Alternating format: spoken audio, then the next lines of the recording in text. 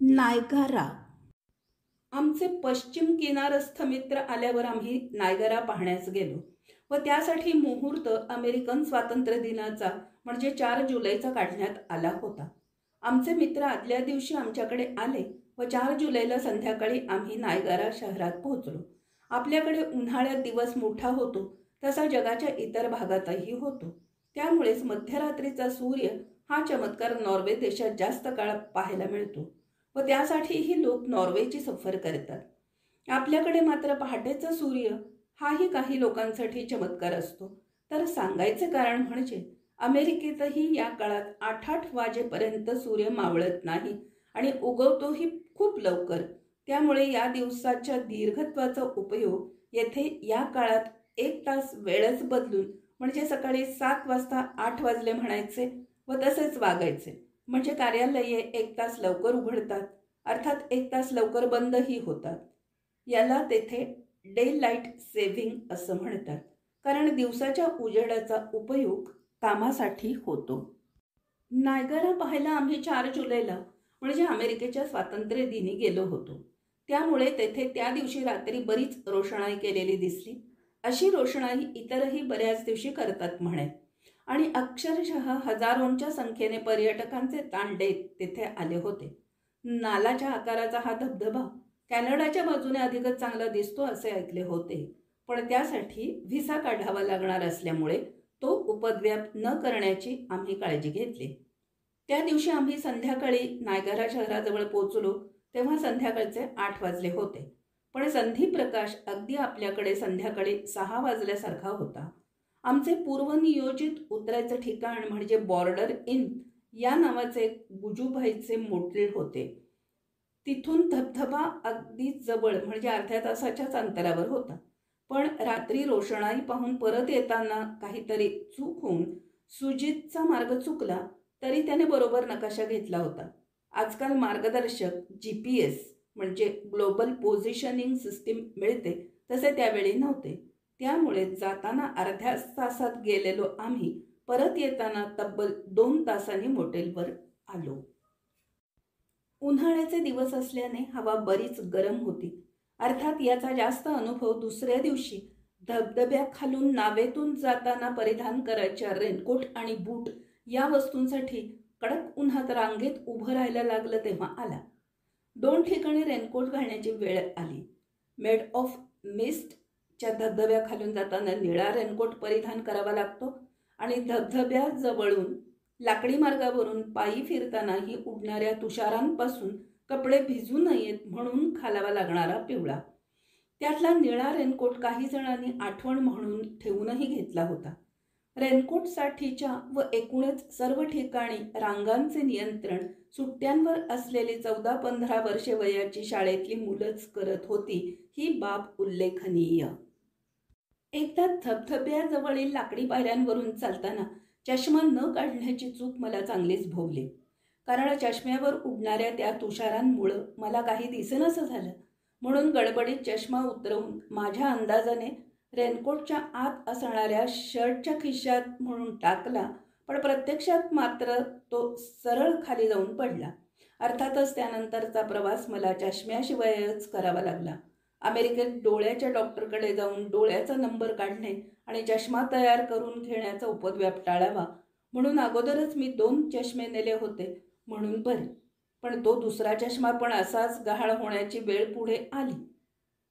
पण त्याची कहाणी पुढे कधीतरी. नायगारा धबधबा पाहून झाल्यावर तेथील एक संग्रहालय व एक फिल्म शो पाहिला. स्वतंत्रता देवीचा पुतळा.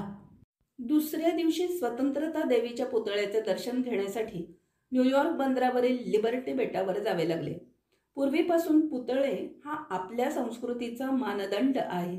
त्यामुळे पुतळ्यांच्या संख्येबद्दल आपला जगात पहिला क्रमांक असे.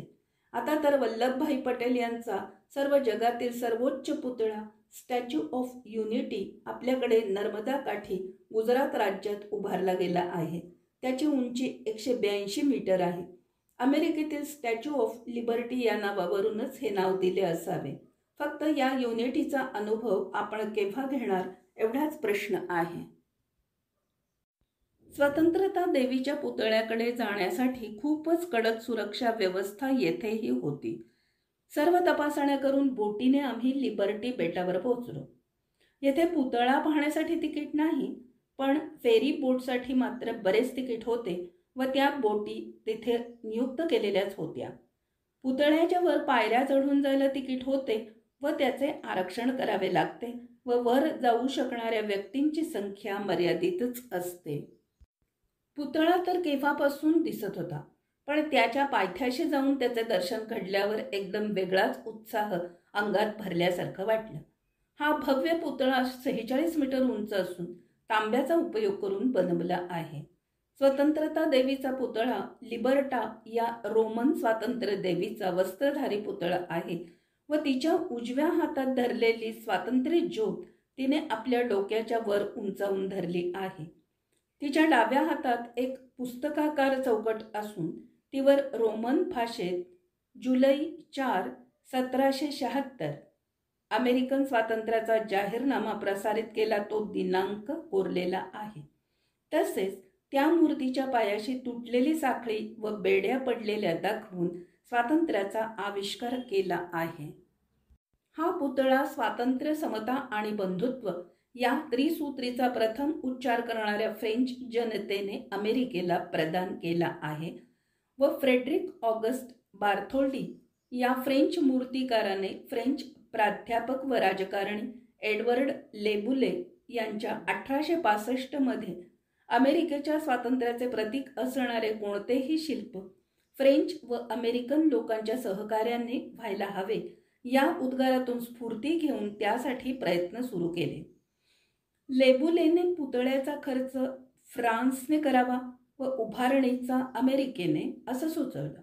त्यानंतर मूर्तीचे डोके व स्वतंत्रता ज्योतधारी हात बार्थोल्डीने तयार करून फिलाडेल्फिया येथे 1876 मध्ये प्रदर्शित केला. पुढील कामासाठी पैसा उभा करणं अवघड बनलं होतं. जोसेफ पुलित्झर या प्रकाशकाने त्यासाठी जनतेला आवाहन केलं व $1 सुद्धा देणारे असे 1,20,000 देणगीदारांकडून पैसे जमा केले. फ्रान्समध्ये पुतळ्याचे भाग तयार करून त्यावेळी बेडलोस या नावाच्या बेटावर वायुमार्गे आणून तेथे त्यांची जुळणी करून तेथे तयार केलेल्या चबुतऱ्यावर त्याची स्थापना करण्यात आली. त्यानंतर पुतळ्याच्या बाबतीत अनेक घटना घडल्या.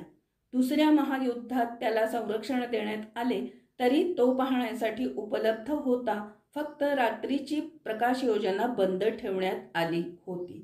1956 मध्ये बेडलो बेटाचे स्वतंत्रता बेट असे नामकरण करण्यात आले. आपल्याकडे नागरिकांना दुष्काळ, पूर, भूकंप वा कोरोनासारख्या राष्ट्रीय आपत्तीसाठी देणग्या देण्याचे आवाहन करण्यात येते, कारण पुतळे किंवा मंदिरे उभारणं अशा अधिक महत्त्वाच्या कामासाठी शासनाचा पैसा कारणी येतो, अर्थात तोही कराच्या रूपाने नागरिकांनीच दिलेला असतो, हेही आहेच. आमचे मित्र आमच्याकडे येऊन नायगारा आणि न्यूयॉर्क पाहून परत जाताना आम्हाला पुन्हा एकदा त्यांच्याकडे येण्याची आठवण करून गेले आणि आम्ही पण येण्याचे आश्वासन त्यांना दिले. पण आपण जाऊच अशी मला खात्री नव्हती, कारण माझा नेहमीचाच बाहेर जायचा निरुत्साह, शिवाय तेही पुणेरी असल्यामुळे त्यांचा आग्रहही एकदा आमच्याकडे या की राव अशा पुणेरी थाटाचाच असण्याची शक्यता नाकारता येत नव्हती. पण पुणे सोडून बरेच दिवस राहिल्यामुळे की काय त्यांनी पुणेरीपणाही सोडून दिला असावा, कारण एक दिवस खरोखरच त्यांचा दूरध्वनी आला आणि त्यांनी आम्हाला त्यांची हॉलिवूड युनिव्हर्सल स्टुडिओला भेट देण्याची तारीख ठरत आहे आणि ती आम्हाला जमण्यासारखी आहे किंवा नाही असं विचारलं. असं त्यांनी विचारल्यावर मात्र या विषयावर गंभीर विचार करणे आलेच. आम्ही नेहमीप्रमाणे या विषयावर चर्चासत्र सुरू केले. आमच्या घरात कोणतीही गोष्ट चर्चा केल्याशिवाय ठरत नाही वा ठरवून मग बहुतेक वेळी रद्दही होते. बरीच साधक बाधक चर्चा झाली. सुजितचे मत अर्थातच आम्ही जावे असेच होते. चर्चेचे मुख्य कारण आम्हाला अमेरिकेत एकट्याने विमानाचाच काय पण कसलाच प्रवास जमेल की नाही याची शंका होती आणि खरोखरच आम्ही अमेरिकेच्या भूमीवर पाय ठेवल्यापासून पायी फिरण्यापलीकडे स्वतंत्रपणे कुठेही जाण्याचा प्रयत्न केला नव्हता. त्यात त्यांच्याकडे सॅनहोजेला जाण्यासाठी एकदा विमान बदलावे लागत होते, ही सुद्धा महत्त्वाची अडचण होती. तरीही आता इतक्या लांब आलोच आहोत तर एकदा हाही अनुभव घ्यावा असा शेवटी निश्चय करून आम्ही येत असल्याचे त्यांना कळवले आणि सुजितने आमची सॅन होजेची तिकीटं खरेदी केली.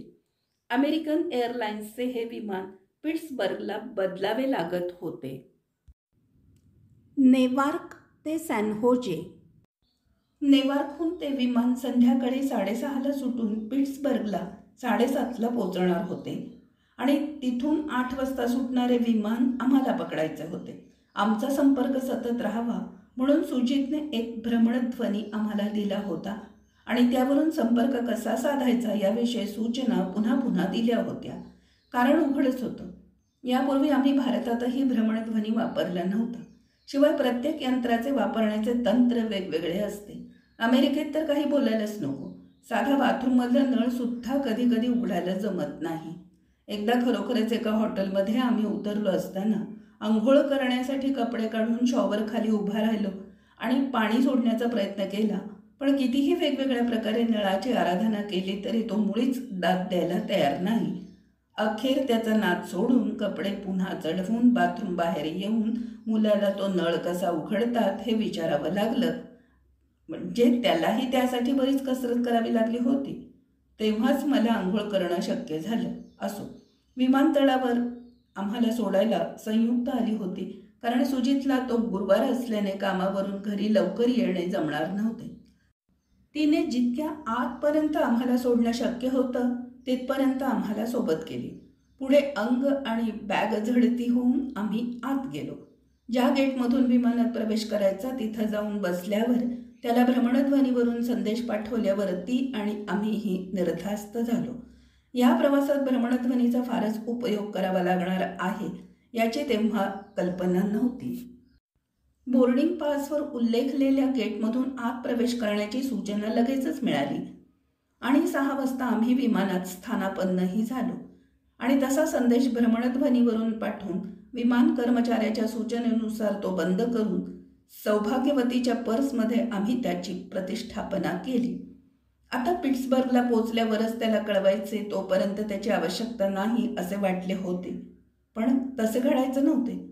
6:30 वाजले तरी विमान उडण्याचं चिन्ह दिसेना. उलट पायलटने सूचना दिली की खराब हवामानामुळे विमान निघायला उशीर होत आहे, पण आम्ही वेळेत विमान पिट्सबर्गला न्यायचा प्रयत्न करू. असे ऐकल्यावर आता आपण पिट्सबर्गला काही वेळेत पोचत नाही आणि पुढची फ्लाईट काही आपल्याला मिळत नाही अशी भीती मला वाटू लागलीच. म्हणून मी लगेचच पर्समध्ये स्थानापन्न केलेला भ्रमणध्वनी बाहेर काढून सुजितला परिस्थितीची कल्पना दिली. माझ्या शेजारी एक अमेरिकन प्रवासी होता. त्याला पुढची फ्लाईट चुकली तर काय असं विचारल्यावर बहुतेक ते दुसऱ्या फ्लाईटमध्ये बसवण्याचा प्रयत्न करतात असं गुळमुळीत उत्तर त्यानं दिलं. म्हणजे तो अमेरिकन असला तरी या अडचणीला नौखाच असावा. मला एकदम नेहमीच्या एसटी प्रवासाची आठवण झाली. बऱ्याच वेळा आम्ही बसलेल्या एशियाड गाडीचा टायर नेमका पंक्चर होतो आणि गाडीत जादा टायर नेहमीप्रमाणेच नसतो. कंडक्टरला असं का विचारल्यावर तो त्रासिकपणे काहीतरी उत्तर देतो, कारण सगळेच प्रवासी तोच प्रश्न विचारत असल्यामुळे तोही वैतागलेलाच असतो आणि मागून येणाऱ्या लाल डब्याच्या गाडीत कसेबसे आम्हाला कोंबून पुढे रवाना करून आपली जबाबदारी पार पाडतो. विमानात क्षमतेपेक्षा जास्त प्रवासी भरल्यामुळे अतिओझ्याने विमान कोसळले अशी बातमी कधी वाचलेली नसल्यामुळे विमान प्रवासात तसे काही असणार नाही याची खात्री नसली तरी अंदाज होता. पण विमानतळावर असेपर्यंत प्रवासी ही विमानसेवेची जबाबदारी असते असे पुढील अनुभवावरून समजले. 7 वाजले तरी हवामान सुधारत नव्हते आणि पुढची फ्लाईट चुकण्याची दाट शक्यता मला दिसू लागली. सुजितचा परत फोन आला की त्याने पिट्सबर्गला असलेल्या त्याच्या मित्राला फोन करून आम्हाला रात्र तिथेच काढावी लागली तर आमची राहण्याची सोय करावयास सांगितले होते. फ्लाईट चुकण्यापेक्षा पुढे आमच्या मित्राने दुसऱ्या दिवशी पहाटेच त्याच्या घरून निघून डिस्नेलँड आणि युनिव्हर्सल स्टुडिओ जवळील आमच्यासाठी आरक्षित केलेल्या हॉटेलची व्यवस्था वाया जाणार की काय याची मला जास्त काळजी पडली होती. 7:30 वाजले आणि पुन्हा हवा खराब असल्याची सूचना देण्यात आली. शेवटी 8ला 5 मिनिटं कमी असताना हवा सुधारल्याची खात्री पायलटला झाल्यामुळे त्यांनी उड्डाण करायला सुरुवात केली. पायलटने अजूनही आम्हाला पुढील फ्लाईट मिळवून देण्याचा आशावाद दाखवला होता आणि खरेच आम्ही नेवार्क विमानतळ सोडतो न सोडतो तोच पिट्सबर्ग विमानतळावर आपण उतरण्याची तयारी करत आहोत अशी सूचनाही झाली. म्हणजे हा प्रवास जेमतेम 20-25 मिनिटांचाच होता. STच्या प्रवासाचे गणित माझ्या डोक्यात इतके घट्ट बसले होते की आतापर्यंत 2 वेळा विमानात प्रवेश करण्याचा अनुभव असूनही आता पिट्सबर्गला जर पुढची फ्लाईट निघायच्या तयारीत असली तर आपण धावत जाऊन सुटणाऱ्या STच्या मागील वा पुढील दरवाजावर थाप मारावी, तसा विमानाचा दरवाजा खडखडावयाचा आणि तो उघडायला लावून आत प्रवेश करायचा असं मी ठरवूनही टाकलं. या बेताला सर्व गोष्टी विचारपूर्वक करणाऱ्या सौने कशी मान्यता दिली हे आश्चर्यच. पिट्सबर्गला उतरतानाच ज्या प्रवाशांना पुढची फ्लाईट पकडायची असेल त्यांना अगोदर उतरू द्यावे अशी सूचना होऊन आम्हाला बाहेर पडून लगेच कोणत्या गेटकडे जायचे याची सूचनाही मिळाली. आम्ही दोघे जमेल तितक्या वेगाने सामानासह बाहेर पडलो. विमानतळावर एका गेटमधून प्रवेश करून पिट्सबर्गहून सॅन होजेला जाणाऱ्या फ्लाईटच्या गेटकडे जाऊन त्या विमानात प्रवेश करायचा होता. प्रवेशद्वारावरील विमान कंपनीच्या कर्मचाऱ्याने आम्हाला हवे असलेल्या गेटकडे कसे जायचे याचे मार्गदर्शन केल्यावर आम्ही अगदी पळतच आमच्या वयाला न शोभणाऱ्या इतक्या वेगानं त्या गेटकडे गेलो की आम्ही त्या गेटकडे जाऊन खरोखरच गेटचा बंद दरवाजा खडखडवीत आहोत की काय अशी शंका बाहेर बसलेल्या कर्मचारी स्त्रीला येऊन तिने मला बोलावले आणि hey man what are you doing असं विचारल्यावर मी तिला आमची फ्लाईट कशी उशिरा आली आणि त्यामुळे आम्ही किती घाईघाईने आलो याविषयी खुलासा करण्याचा प्रयत्न केल्यावर hi what are you doing, do you think you can enter the plane like this असं विचारून माझ्या अडाणीपणाची जणू कीवच केली आणि अजून तुमच्या फ्लाईटची अनाउन्समेंटही झाली नाही असे बजावून सांगितले. तेव्हा तिच्या बोलण्याचा राग न येता किंवा आपल्या अडाणीपणाचे प्रदर्शन झाल्याची लाज न वाटता आता पुढील प्रवास पदरात पडला या कल्पनेने आमचा जीव भांड्यात पडला आणि मग भ्रमणध्वनी बाहेर काढून आम्ही सुजितला संदेश पाठवून त्याचीही काळजी दूर केली. मग नेहमीच्या पद्धतीने आम्ही सॅन होजेला जाणाऱ्या विमानात स्थानापन्न झालो. पिट्सबर्गपर्यंतचा प्रवास अगदीच छोटा असल्याने आणि आम्ही वेगळ्याच काळजीत असल्याने प्रवासात पेयपान अथवा इतर काही गोष्टींकडे आमचे मुळीच लक्ष नव्हते. पण आता प्रवास 3-4 तासांचा असल्यामुळे त्या गोष्टी व्यवस्थित सुरू झाल्या. मात्र या प्रवासात येता जाता दोन्ही वेळा फुटबॉलवर आधारित एकाच इंग्लिश पिक्चरने आमची पाठ पुरवली. दुसरी गोष्ट म्हणजे यावेळी एअर इंडियासारखे श्रवणयंत्र म्हणजे हेडफोन फुकटात नसून त्यासाठी चक्क $5 मोजावे लागणार होते आणि ते लावूनही आम्हाला ऐकू येणाऱ्या शब्दांपैकी कितीसे कळणार होते हाही प्रश्नच होता.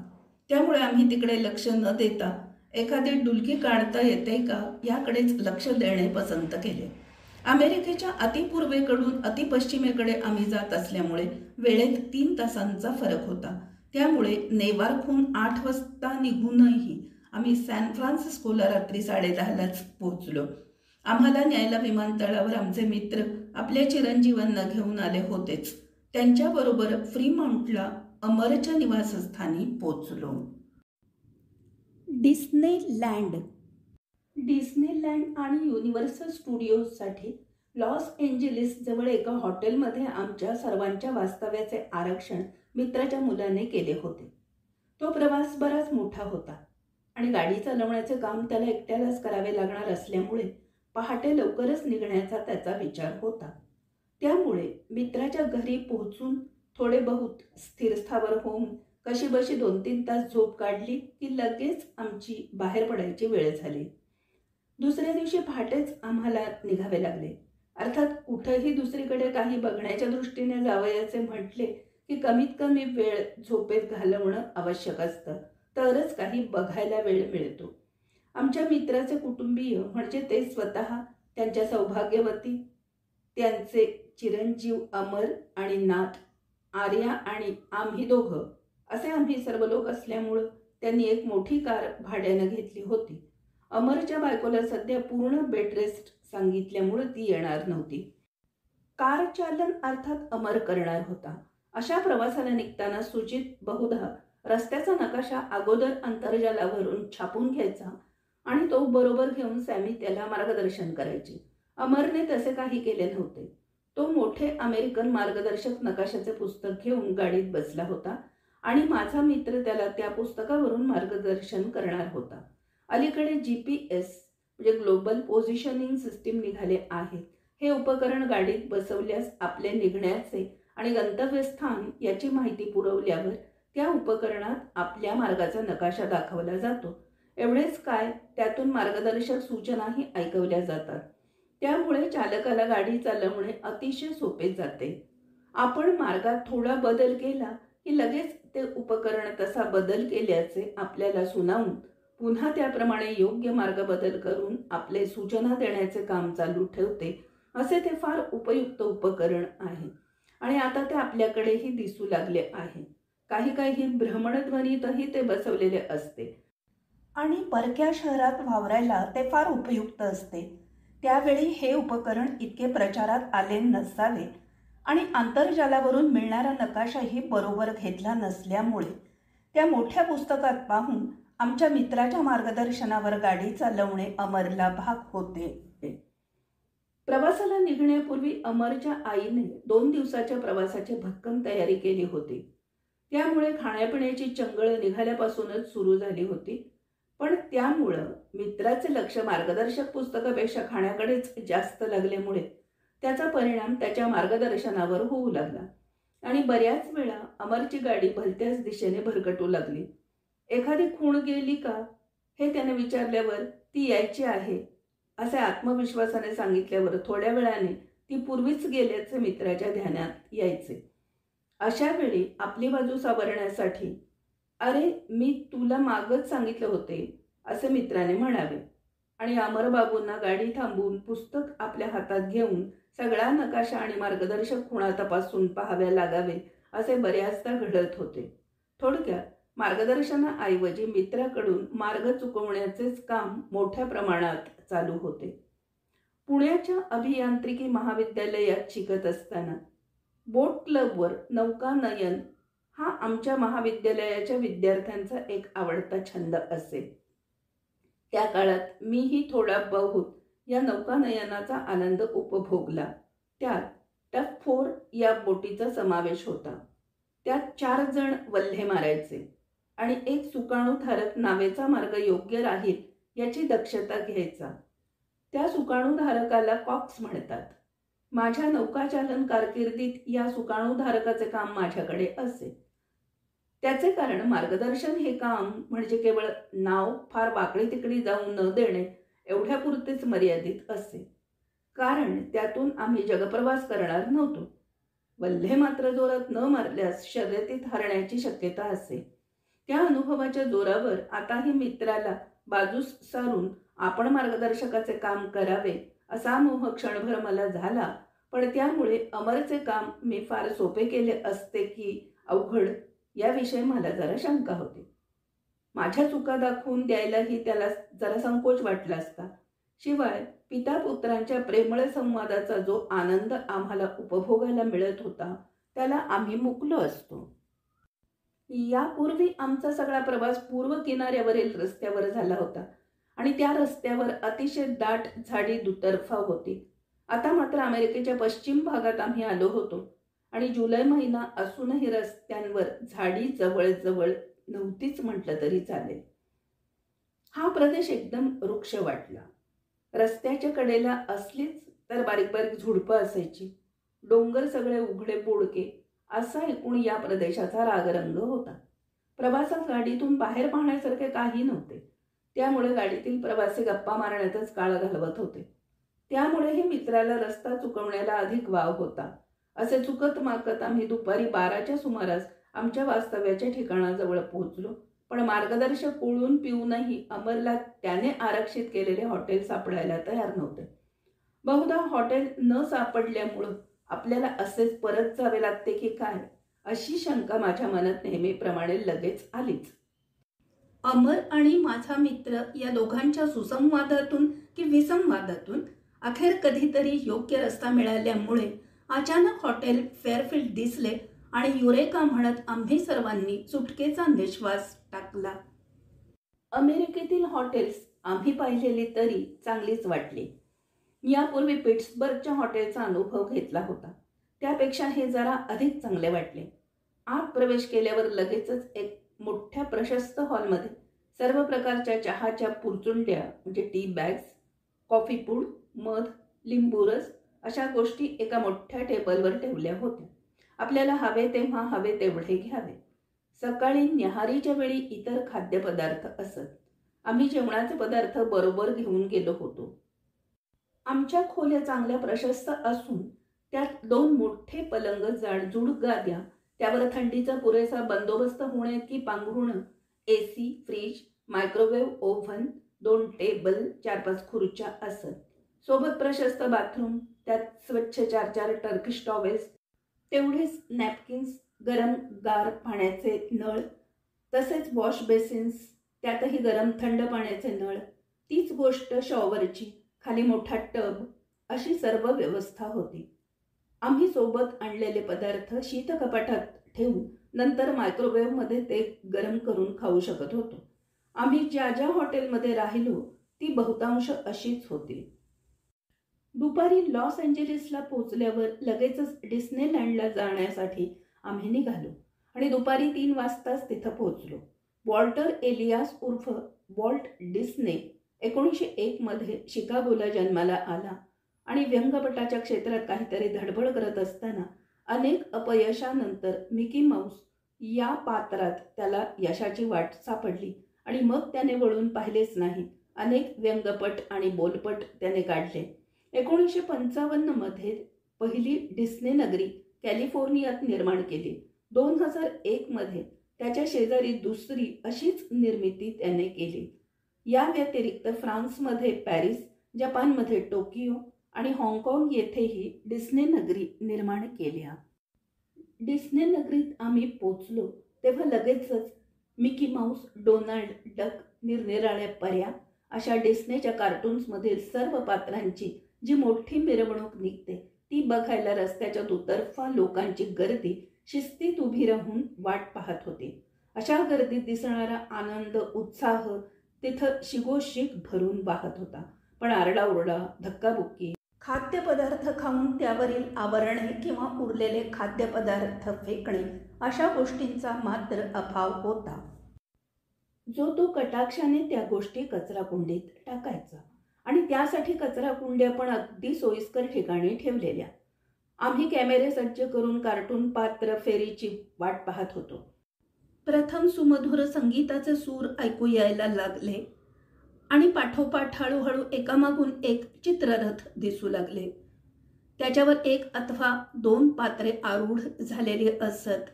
निरनिराळ्या प्रकारच्या वाहनातून, रथातून अथवा चालत निरनिराळी पात्र मिरवणुकीनं येत होती. डोळ्यांचे पारणे फेडणारी सुखद आनंद यात्राच होती ती जणू. आम्ही निरनिराळ्या जागांवरून जास्तीत जास्त छायाचित्र काढण्याचा प्रयत्न करून त्या यात्रेचे काही क्षण परत जाताना सोबत नेण्यासाठी गोळा करण्याचा प्रयत्न करू लागलो. मिरवणूक संपल्यानंतर निरनिराळ्या सवाऱ्या म्हणजे राईड्सचा आस्वाद घेण्यासाठी आम्ही निघालो. डिस्नेलँडमध्ये प्रवेश करतानाच आम्ही प्रवेशपत्र खरेदी केलेले असल्यामुळे नंतर आतील सर्व ठिकाणी आम्हाला मुक्त प्रवेश होता. अडचण होती पुरेसा वेळ मिळण्याची आणि त्या सवाऱ्या आमच्या प्रकृतीस सहन होण्याची. कारण प्रत्येक ठिकाणी लांब लचक रांग असायची. या सवाऱ्या लहान मुलं आणि तरुण स्त्री पुरुषांच्यासाठीच तयार केल्या होत्या आणि या दोन्ही वर्गात आमच्यापैकी फक्त अमर आणि आर्याच बसू शकत होते. लहान मुलेही काही वेळा अशा गोष्टींचा उपभोग घेण्यास घाबरण्याची शक्यता होती. Ellyse in wonderland, Cinderella, Himgauri आणि 7 बुटके अशा निरनिराळ्या परी किंवा भूतकथांच्या पार्श्वभूमीवर या सवाऱ्या बेतलेल्या होत्या.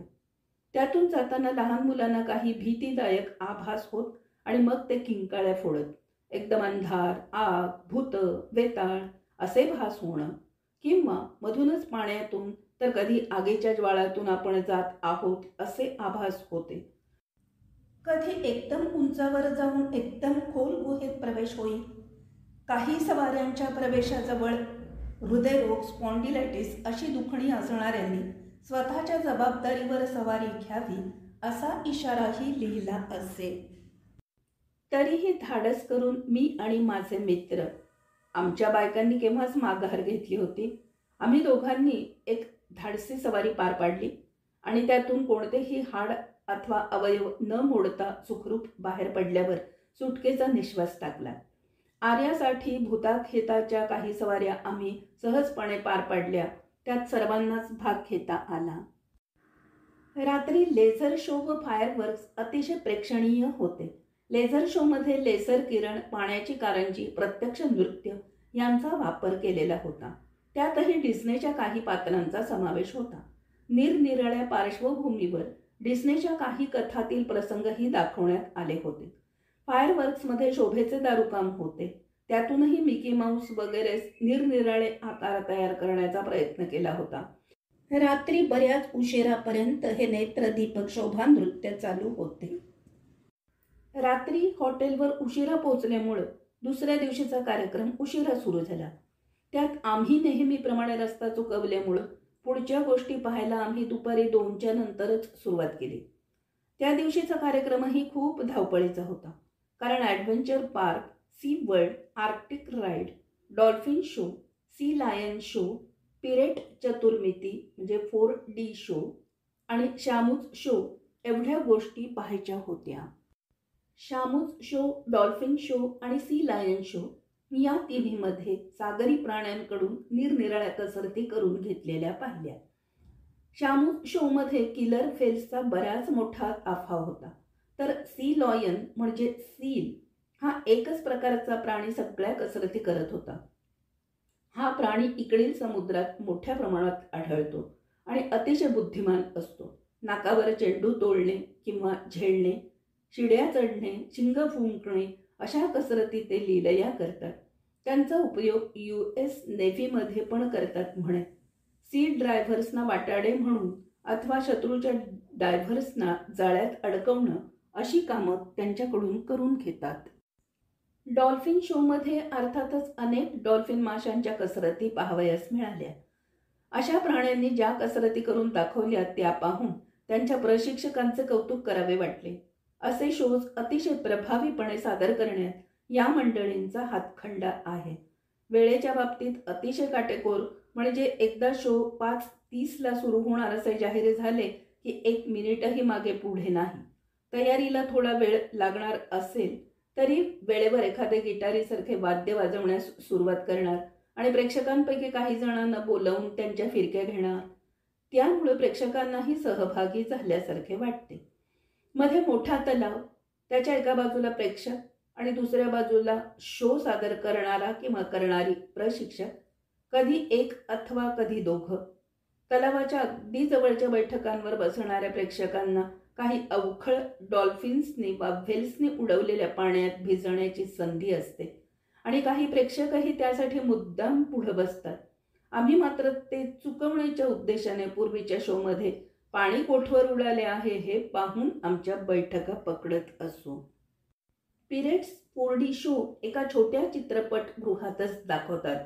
त्या शोमध्ये काही चाच्यांची कथा गुंफली होती. कथा साधारणच होती. महत्त्वाचा भाग म्हणजे नेहमीच्या 2च लांबी रुंदी या मितीबरोबर खोलीचाही आभास होतो. त्यात रानात गुणगुणणारी माशी आपल्या कानाजवळून गेल्याचा भास होतो. तर काही अशाच गोष्टी अगदी आपल्या पुढ्यात घडत असल्याचा आभास होतो. पाऊस पडत असेल तर थेंबही अंगावर पडतात किंवा काही सुगंधी फुलं पाहिल्यास त्यांचा गंध येतो. यालाच चतुर्थ मिती असे नाव दिले आहे.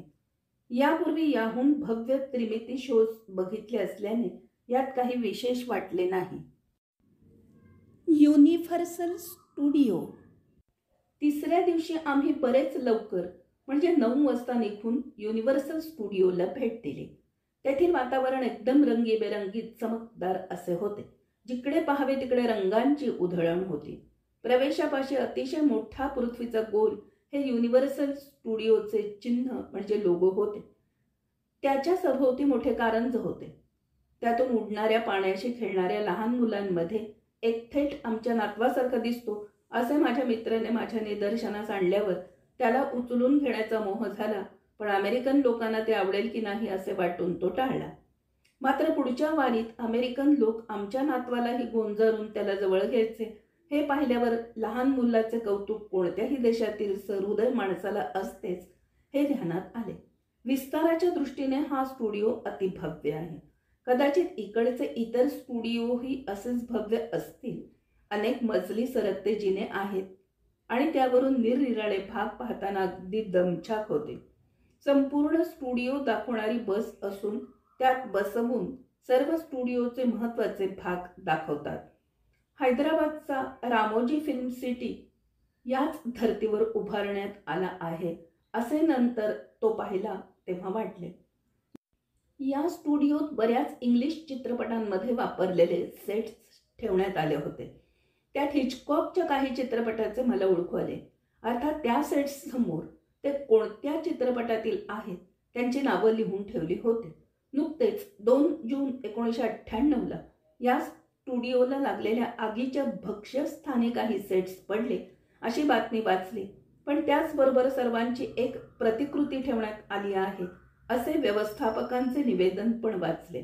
म्हणजे नवीन भेट देणाऱ्यांना काही कमी झाल्याचे जाणवणार नाही. कदाचित पूर्वी ज्यांनी पाहिला होता ते अमेरिकन नागरिक स्टुडिओवर फसवणुकीचा दावा करतील या भीतीने त्या प्रतिकृती आहेत असा उल्लेख असावा. कारण असे दावे करून लढायला लावणारे वकीलच अमेरिकेत आहेत. त्यांना टॉर्ट लॉयर असे म्हणतात. येथेही वेगवेगळ्या सवाऱ्या म्हणजे राईड्स होत्या. त्यात काही चित्रपटावर आधारित दुनियेची सफर अंतर्भूत करण्यात आली होती. पण त्याचबरोबर प्रवाशांना अधूनमधून आश्चर्याचे आणि शारीरिक धक्के पण होते. जुरासिक पार्कच्या सवारीत बोटीतून प्रवास होता आणि ती वेगवेगळ्या डोंगर गुहा अरण्यातून नेताना जुरासिक पार्कमधील प्राणी मधून डोकावत होते. या सवारीत शेवटचा हादरा अनपेक्षित असल्यामुळे माझी मान लचकली. सगळे कपडे ओले झाले आणि सर्वात वाईट गोष्ट म्हणजे माझा चष्मा उडून गेला. आणि आता या दुसऱ्या चष्म्यासही मुकावे लागून एकतर आता वाचन बंद करावे लागेल किंवा अमेरिकेतला महागडा चष्मा घ्यावा लागेल अशी भीती वाटली. कारण पहिला नायगराला अर्पण केला होता. पण सुदैवाने तो उडून आमच्या पायालगत नावेतच पडला होता हे मित्रवर्यांनी निदर्शनास आणून दिले आणि माझा जीव भांड्यात पडला. चष्मा म्हटलं की आठवलं की त्यानंतर एकदा मॉलमध्ये काही चष्मे विकायला ठेवलेले दिसल्यावर सहज म्हटले की काय किमती आहे ते बघाव्यात आणि त्याखाली लिहिलेले आकडे वाचून मी बुचकळ्यात पडलो. कारण ते आकडे अगदी 2 पासून होते आणि मनात म्हटले एवढी का किमतीची भीती बाळगतात हे. पण नंतर मुलाशी बोलताना कळले की ते आकडे किमतीचे नसून चष्म्याच्या नंबरचे होते. किमतीचे आकडे मला न सांगण्याची खबरदारी माझ्या मुलाने घेतली.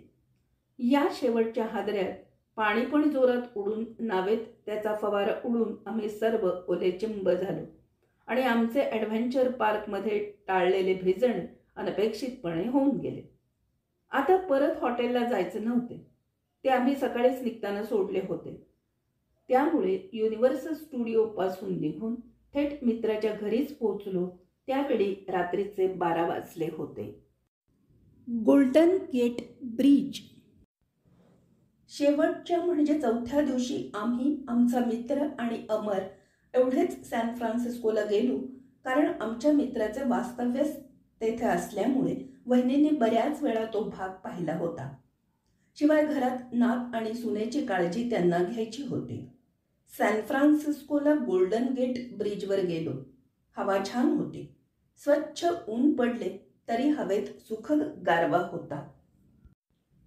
Golden Gate Bridge San Francisco आणि पॅसिफिक महासागर यांना जोडणाऱ्या भागावर 1937 मध्ये उभारण्यात आला आणि त्यावेळपर्यंत जगातील सर्वात मोठा झुलता पूल होता. आता मात्र त्याच्याहून अधिक मोठे झुलते पूल झाले आहेत. पण तरीही आधाराशिवाय एवढी लांबी असणारा हाच सर्वात मोठा पूल आहे. आपल्या भारतात या प्रकारचे लक्ष्मण झुला, राम झुला असे 5 पूल असून त्यातील गोकाक नदीवरील पुलाला मी लहानपणी भेट दिली होती. त्यावेळी मी 7वी-8वीत होतो आणि आमच्या शाळेची सहल गोकाकला गेली होती. त्यावेळची आठवण्यासारखी गोष्ट म्हणजे गोकाकला गेल्यावर नेमकी माझी दाढ दुखू लागली आणि अशा वेळी ताबडतोब इलाज करणे त्या ठिकाणी शक्य नव्हते. पण आमचे मित्रमंडळ या बाबतीत भलतेच तयार.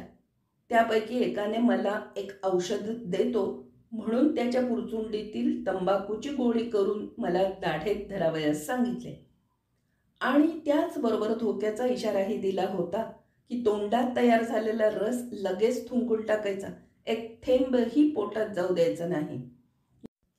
या बाबतीत मी अगदीच नवशिका असल्यामुळे त्याच्या सूचनेची कडक अंमलबजावणी करणे शक्य न झाल्यामुळे थोड्याच वेळात झुलत्या पुलापेक्षा अधिक वेगाने मी झुलू लागलो. असो, गोल्डन गेट पुलावर गौरी गोविल ही 2 वर्षांची छोटी मुलगी 21 डिसेंबर 1997 या दिवशी घसरून पुलाच्या रेलिंगला असलेल्या 10 इंचाच्या फटीतून सरळ 170 फूट खोल कोसळून जागच्या जागीच मरण पावली. त्या जागेवर तिच्या नातवानं एक खांब उभा केलेला आहे आणि त्यावर या अपघाताचं वर्णन लिहिलं आहे.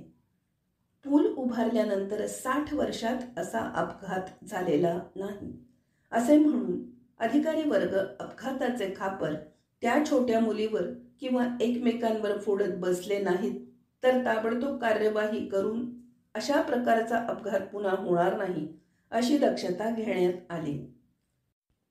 पुण्यातील शासकीय अभियांत्रिकी महाविद्यालयाकडे जाणाऱ्या पुलाच्या अतिरुंद पदपथावरून चालताना त्याच्या गठड्याचा भाग एका ठिकाणी पूर्ण नाहीसाच झाला आहे.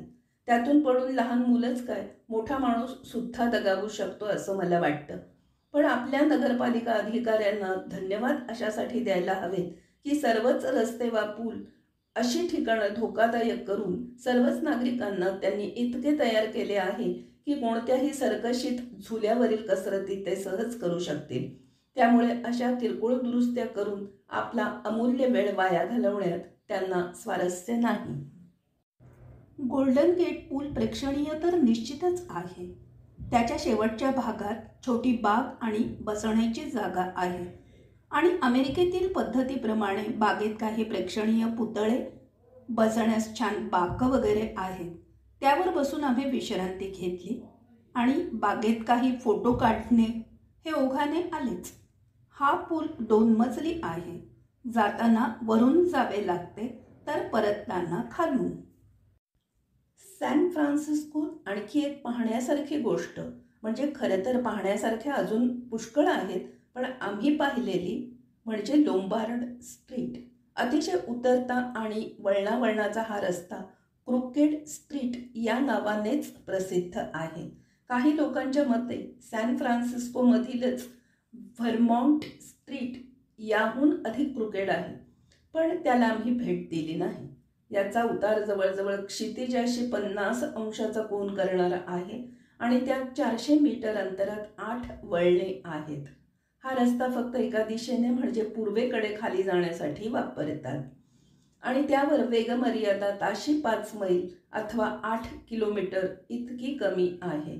अशा रस्त्याच्या दोन्ही बाजूस घरे आहेत हे विशेष. त्या दिवशी संध्याकाळी आमच्या दुसऱ्या एका मित्राच्या मुलीकडे जायचे असल्यामुळे दुपारी घरी आलो आणि संध्याकाळी ती आम्हास घेऊन गेली. अमरच्या कुटुंबाचा त्याच वेळी आम्ही निरोप घेतला, कारण आम्ही तिच्या घरी रात्र काढून परतीच्या वाटेला लागणार होतो.